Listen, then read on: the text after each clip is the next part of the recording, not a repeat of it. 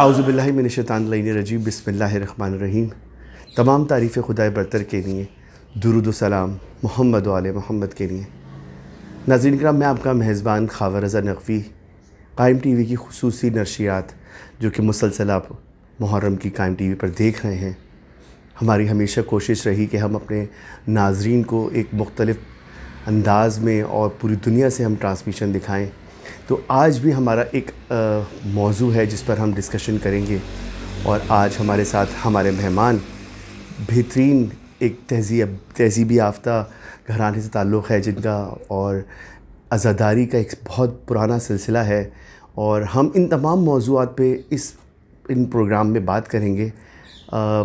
تاریخ کربلا کے پس منظر پہ بات کریں گے، عزاداری پر بات کریں گے۔ ہمارے یہ مسلسل پروگرام ویکلی آپ دیکھیں گے۔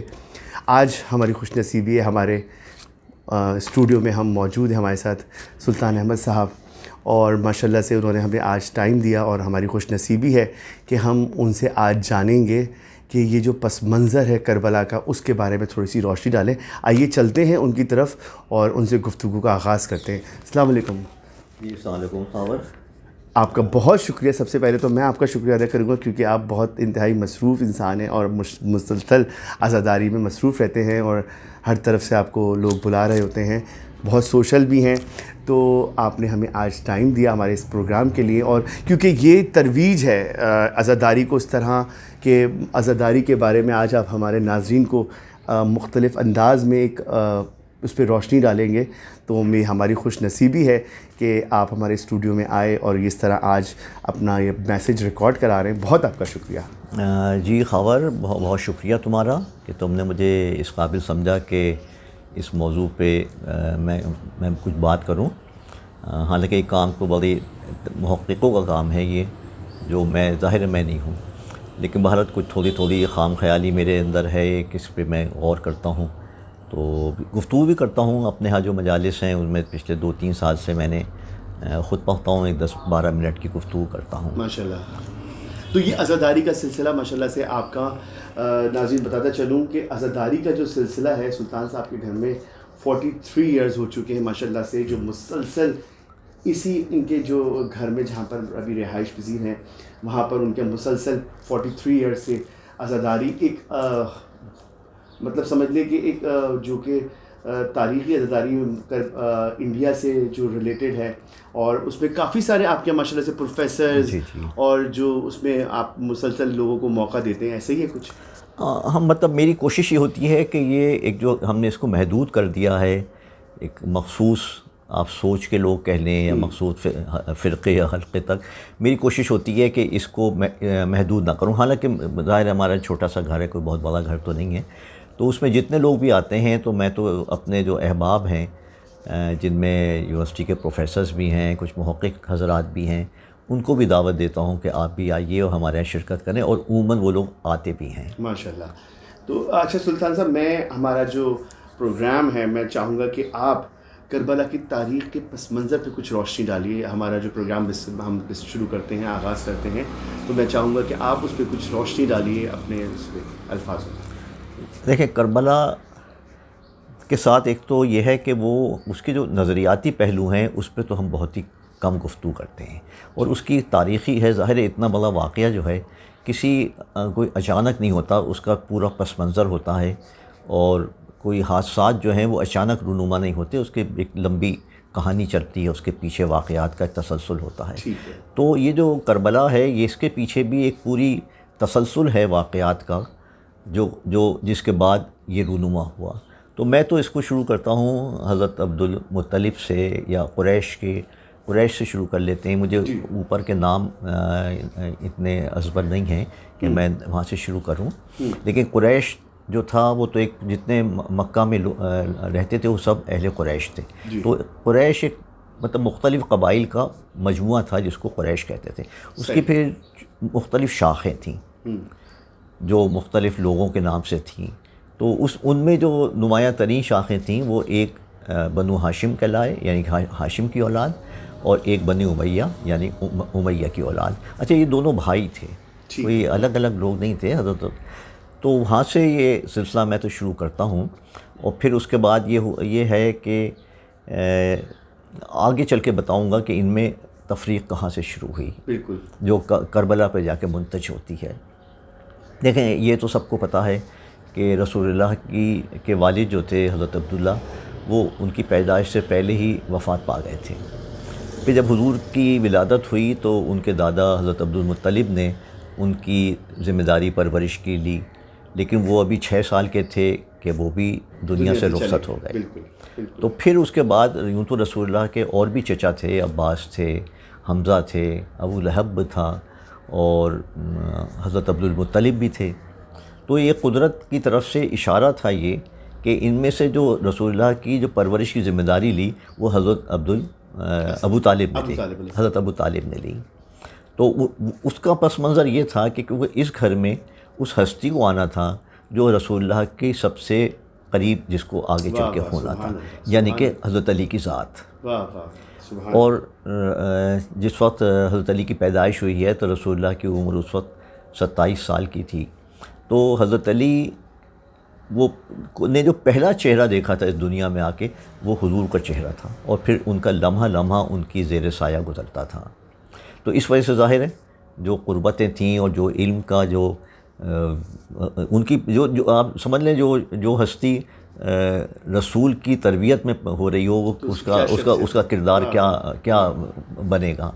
اور اس کا اظہار جو ہے تو سب سے پہلے جو ہوا، برملا ہوا، وہ تو ہو ہی رہا تھا مستقل، جو برملا ہوا وہ حضور کی بعثت کے وقت ہوا۔ سبحان، جب آپ نے اعلان نبوت کیا، وہ سب واقعہ سب آپ کو پتہ ہی ہے کہ انہوں نے دعوت الرشیدہ میں جمع کر کے لوگوں کو پھر فرمایا کہ دیکھیں یہ پہاڑ ہے، اگر میں تم لوگوں سے کہوں کہ اس کے پیچھے ایک لشکر آ رہا ہے تو کیا حملہ آور ہونے والا ہے، تو کیا تم یقین کرو گے؟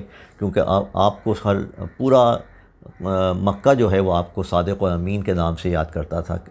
تو اس وجہ سے سب نے یک زبان ہو کے کہہ دیا کہ ہاں یقین کر لیں گے۔ لیکن پھر جب آپ نے اپنی یہ اعلان کیا کہ میں اللہ کی طرف سے بھیجا ہوا رسول ہوں، کیا تم میری حمایت کرو گے، تو سب خاموش ہو گئے، کیونکہ وہ ان کے مذہبی سماجی روایت سے انحراف تھا مکمل طور پر۔ اس وجہ سے کسی نے یہ نہیں کہا کہ ہم آپ کی حمایت کریں گے، ماں سوائے حضرت علی کے۔ اور اس کی وجہ میں پہلے بیان کر چکا کہ انہوں نے کہا کہ میری عمر کم ہے، میں کمزور ہوں، لیکن میں گواہی دیتا ہوں کہ آپ اللہ کے رسول ہیں۔ سبحان اللہ، سبحان اللہ۔ اور ظاہر ہے یہ بات جو تھی دیگر جو اہل قریش تھے ان کے لیے قابل قبول نہیں تھی، اور کیونکہ اس میں سب سے نمایاں جو حصہ تھا وہ بنی امیہ کا تھا، یعنی کہ ابو سفیان کا، تو ظاہر ہے ان کے لیے تو ایک عجیب سی بات ہو گئی تھی۔ اول تو جو وہ تھے بنو ہاشم تھے، ان کی سماجی حیثیت ویسے بھی بہت نمایاں تھی، سب سے نمایاں تھی کہنا چاہیے، کیونکہ ان کے پاس کعبے کی تولیت تھی اور چابی تھی، جو اس وقت کا سب سے بڑا اعزاز سمجھا جاتا تھا۔ ایک تو ویسے ہی ان کی حیثیت تھی، پھر جب ان کے ہی ایک فرد نے رسالت کا اعلان کیا، رسول ہونے کا دعویٰ کیا، تو پھر تو ان کے لیے تقریباً یہ بات ناقابل برداشت ہو گئی۔ تو یہ پہلی دوال تھی امیہ اور ہاشمیہ کے درمیان۔ اور پھر اس کے بعد کے جو واقعات ہیں اس میں بھی یہ ہوا، اور یہ بھی آپ سے عرض کرتا چلوں، یہ بات رہ گئی بیچ میں کہنے کے لیے کہ یہ قدرت کی طرف سے انتظام ہو رہا تھا کہ رسول اللہ کو اس گھر میں تربیت دی گئی یا پرورش کی گئی جہاں حضرت علی کی پیدائش ہونی تھی۔ واہ واہ واہ، سبحان اللہ۔ تاکہ ایک اشارے تھے قدرت کی طرف سے یہ سارے کے سارے۔ یہ کربلا جو ہے ایک اچانک سے نہیں ہوا، یہ پورا ایک تیاری، یہ سب اس کا پس منظر ہے۔ میں ابھی تک وہاں پہنچا ہوں جہاں امیہ اور ہاشمیوں کے درمیان نظریاتی اختلاف بالکل ظاہر ہو گیا، جس کا جو عروج ہے یا انجام کار ہے وہ کربلا ہے۔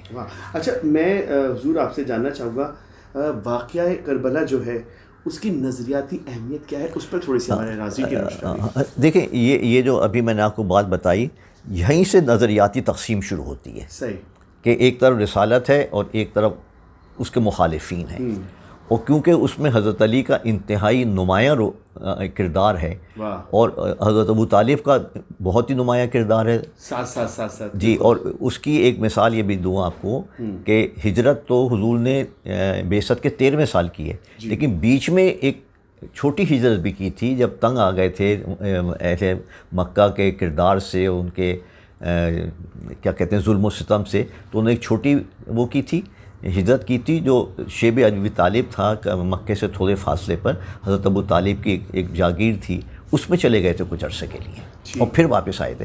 مطلب یہ جو ان کا اور حضرت علی یا حضرت ابو طالب کا جو تعلق ہے، یہ بار بار منظر عام پہ آ رہا تھا. واہ واہ واہ، لوگوں سے برداشت نہیں ہوتا ہوگا. ہاں مطلب ہاں یہی مطلب وہی ہے. تو وہ نہیں ہوتا. پھر اس کے بعد خیر واپس آئے. پھر جب آپ نے ہجرت کی، سب کو پتہ ہے کہ ہجرت کے وقت سب چلے گئے تھے، صرف ایک ہستی مکے میں رہ گئی تھی جس کو آپ نے امانتیں دی تھیں کہ جس کی امانتیں ہیں اس کی واپس کرنا، اور ان کے بستر پہ حضرت علی سوئے. سبحان اللہ. تو یہ تعلق ظاہر ہوتا چلا جا رہا ہے. پھر ہجرت کے بعد سب کو پتہ ہے کہ جنگیں ہوئیں. اس کے بعد مدینے میں کچھ ان کے ساتھی اور مل گئے تھے، تو جنگیں ہوئیں. تو جنگ بدر میں ہندہ جو تھی، یعنی کہ ابو سفیان کی بیوی اور یزید کی دادی، اس کے بھائی اور ایک کوئی اور شخص قریبی رشتہ وہ قتل ہوئے تھے. تو ہندہ کا جو نفرت تھی آل رسول سے، وہ اپنے عروج پہ پہنچ گئی. اور پھر اس نے ایک حبشی غلام کو خاص طور سے تربیت دلوائی اس چیز کی، نیزہ بازی کی، تاکہ وہ اگلے جب بھی موقع ملے وہ حضرت حمزہ اور حضرت علی کو شہید کر دے. صحیح. اور اس کا انجام ہم نے 1 سال بعد، بدر کے 1 سال بعد جب احد ہوئی ہے، اس میں ہم نے دیکھ بھی لیا کہ حضرت حمزہ کی شہادت ہوئی. اور پھر جو ہندہ نے جو اس کے بعد شہادت پہ اپنے انتقام کی آگ کو بجھانے کے لیے حضرت حمزہ کا کلیجہ چبایا. تو یہ نفرتیں جو تھیں بڑھتی چلی جا رہی تھیں. تو اس کے بعد پھر مختلف جنگیں ہوئیں، یہاں تک کہ جب احد کے 5 سال بیچ میں بہت ساری جنگیں ہوئیں، تو اس میں تعداد جو تھی بڑھتی جا رہی تھی. مسلمان ہر جنگ کے بعد نئے لوگ اس میں آ جاتے تھے. اور پھر اس کے بعد جب 5 سال کے بعد، احد کے 5 سال کے بعد جب فتح مکہ ہوئی، تو اس وقت 10,000 ایک تو خیر کا لشکر تھا.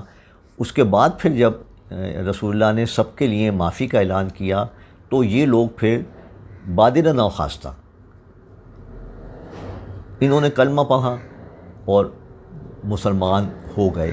اچھا، میں استاد صاحب آپ سے یہ بھی جاننا چاہوں گا کہ مسلمانوں کی تعداد میں کس طرح سے اضافہ ہوا؟ دیکھیں، میں آپ کو بتاؤں کہ جب حضور نے بعثت کے 13 سال کے بعد آپ نے ہجرت کی ہے، تو مکہ میں صرف 70 مسلمان تھے. ٹھیک. یعنی کہ آپ سمجھیں مطلب 4-5 مسلمان اوسط آ رہے ہیں ہر سال کے. پھر آپ نے جب ہجرت کر کے مدینے گئے تو وہاں آپ کے کچھ اور حمایتی پہلے سے موجود تھے. تو جب جنگ بدر ہوئی تو اس میں مجاہدین کا سب کو پتہ ہے 313 تھے. 313 تھے، بالکل. یعنی کہ 15 سال میں ہجرت کے 2 سال بعد ہوئی ہے بدر، جی 2 ہجری. تو 15 سال میں ہمیں 313 مجاہدین ملے تھے. اب جب فتح ہو گئی تو نتیجہ کیا ہوا کہ جب اگلے سال ایک ہی سال بعد احد کی جنگ ہوئی، تو اس میں 1000 کی تعداد ہو گئی. صحیح. اب آپ یہ سوچیں 15 سال میں 313 اور ایک سال میں 687. واہ. تو اب اس میں اس کا جو بھی نتیجہ اخذ کریں، لیکن یہ تاریخ ہے، اس لیے اس میں کہنے میں مجھے کوئی رکاوٹ نہیں ہے کہ حضور نے جب صف بندی کی اپنے لشکر کی، تو احد کی پہاڑیوں میں ایک درہ تھا. آپ نے ایک دستہ وہاں کھڑا کیا کہ اس درے کو کسی قیمت مت چھوڑنا، فتح ہو جب بھی ہو اس کو نہیں چھوڑنا، فتح کے بعد بھی جب تک میں نہ کہوں. ٹھیک ہے. لیکن ظاہر ہے پھر فتح کے آثار نمایاں ہونے لگے. تو اس سے پہلے کہ وہ جو تھی مکمل فتح ہوتی اور لشکر جو تھے وہ فرار ہو جاتا یا بالکل وہ ہو جاتا، انہوں نے درہ چھوڑ دیا. درہ چھوڑ، جبکہ رسول نے بھی منع کیا. جی، رسول نے منع کیا تھا کہ مت چھوڑنا. نتیجہ پھر آپ کو آگے کا پتہ ہی ہے. بالکل. تو یہ پہلا ایک معنوں میں واقعہ تھا کہ رسول نے ایک بات کہی اور پھر اس کے بعد لوگوں نے بہرحال وہ جنگیں ہوتی رہیں. اور جب ابھی میں نے جیسے بیان کیا کہ احد کے 5 سال میں بہت ساری جنگیں اور ہوئی بیچ میں، خندق ہوئی، خیبر ہوئی، تبوک ہوئی وغیرہ وغیرہ. جب وہاں گئے تو 10,000 کا لشکر تھا. اور پھر فتح مکہ کے 3 سال کے بعد جب غدیر کے میدان میں تھے تو کہتے ہیں 1,00,000 سوا لاکھ کا مجمع. تو وہ کہنا اچھا نہیں، میرے لیے بھی اچھا نہیں، کسی کے لیے اچھا نہیں کہ ہم رسول کی وفات کے حوالے سے تو کچھ کرتے ہی نہیں. میلاد تو کرنے لگے بہت بڑے پیمانے پہ, ان کی وفات کا کوئی تذکرہ نہیں ہوتا. نہیں تو اور میرے بچپن میں یعنی کہ اب سے کوئی 50 سال پہلے آپ کہیں, یہ 12 وفاتیں کہلاتی تھیں. جی اب عید میلاد النبی ہو گیا. ہاں 12 وفاتوں کا مطلب یہ تھا کہ ان 12 دنوں میں سے کسی ایک دن وفاتیں تھا. وفاتیں تھا, وفاتیں 12 وفاتیں. 12 وفات سنا آپ نے, اسی لیے آپ نے زور میں تو 12 وفاتیں تھا کہ مطلب ان دنوں میں سے کوئی دن ایک ان کو پتہ کسی ایک دن.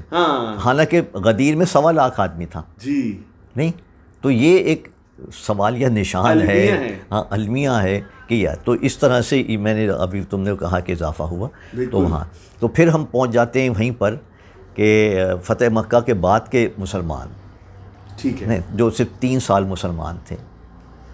تو پھر حضور کی وفات ہوئی, اس کے بعد خلافت کا دور شروع ہوتا ہے.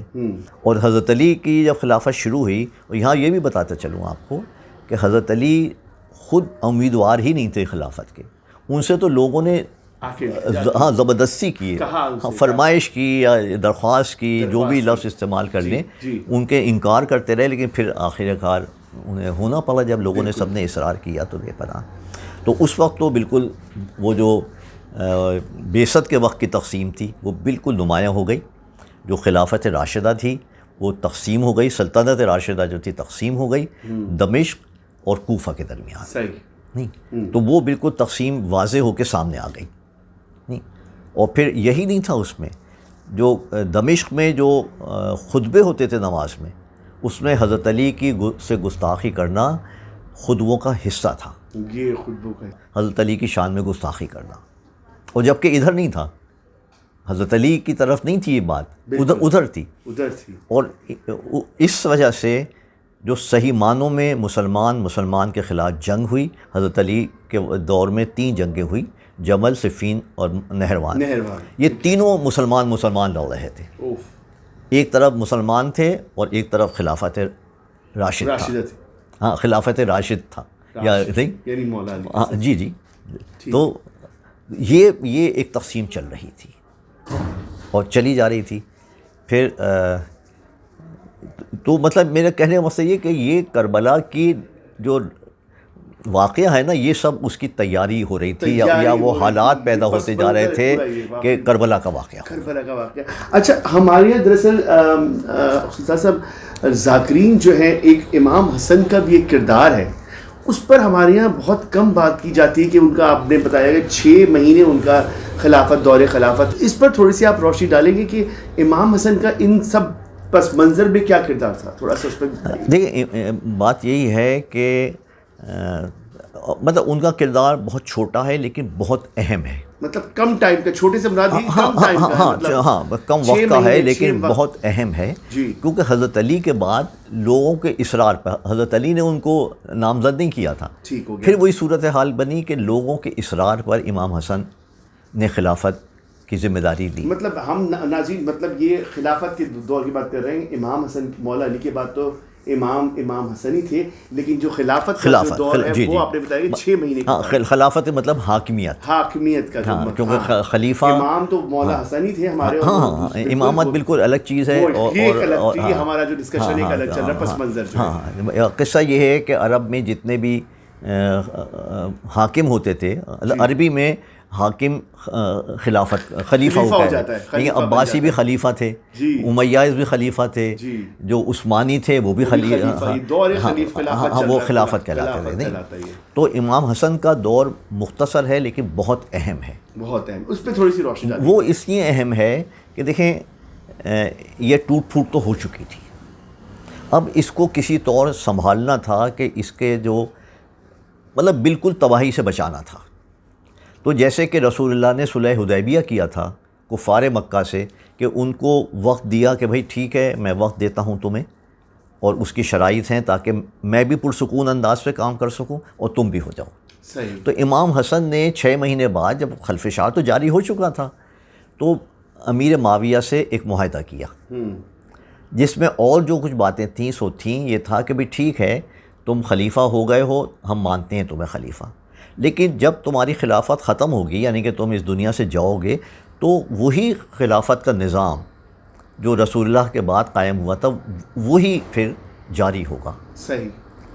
اور جاری لیکن ایک تو امام حسن کی شہادت ہو گئی، پھر وہاں کیونکہ ایک وقتی اس میں کیا کہتے ہیں وقفہ دینا تھا تو وہ کر لیا گیا وقت، لیکن اس کا مقصد وہ نہیں تھا جو کوئی لکھا ہوا تھا. صحیح. ہاں، اور پھر اس کا انجام کار یزید کا وہ ہوا، جانشین مقرر ہوا، اور پھر جانشینی کے بعد جو حالات ہوئے اس کا نتیجہ کربلا ہے.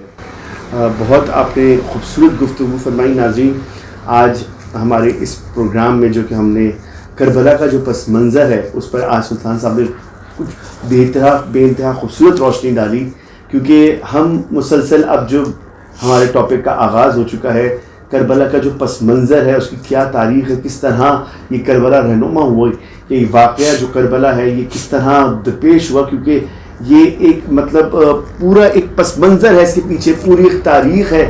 کوئی واقعہ ایک دم سے نہیں ہو جاتا. آپ نے سلطان صاحب نے یہی کہا شروع میں اپنے گفتگو میں یہی کہا کہ کوئی بھی واقعہ ایک دم ردوما نہیں ہوتا، اس کے پورا پس منظر ہوتا ہے، اس پہ پوری ایک بیک گراؤنڈ ہوتا ہے. تو ہم اسی موضوع کو مزید آگے بات کریں گے، عزاداری پر بات کریں گے. ہمارا یہ ایک الگ انداز سے ٹاپک ہے جس پہ سلطان صاحب مسلسل روشنی ڈالیں گے. آپ کا میں بہت شکریہ ادا کرنا چاہوں گا کہ آپ اتنی خوبصورت گفتگو کی ہمارے ناظرین کے لیے اور اپنا خصوصی وقت دیا، آج اپنے پیغام کو ہم آگے پہنچائیں آپ کی زبانی. نہیں خبر، بہت شکریہ تمہارا. اور میں تم سے بھی کہہ رہا ہوں اور جو ناظرین ہیں ان سے بھی کہہ رہا ہوں کہ اگر کہیں بیچ میں کوئی مجھ سے کوتاہی ہوئی ہو یا کوئی نقطہ رہ گیا ہو یا وضاحت طلب بھی رہ گیا ہو تو اس کو درگزر کر کے کیجیے گا، اور اس کو بہتر انداز میں، مزید بہتر انداز میں کہنے کی کوشش کیجیے گا. بہت شکریہ. ناظرین، اب ہمارے پروگرام کا وقت ختم ہوتا ہے. آپ دیکھ رہے ہیں قائم ٹی وی، میں ہوں خاور رضا نقوی. دیکھتے رہیے قائم ٹی وی کینیڈا.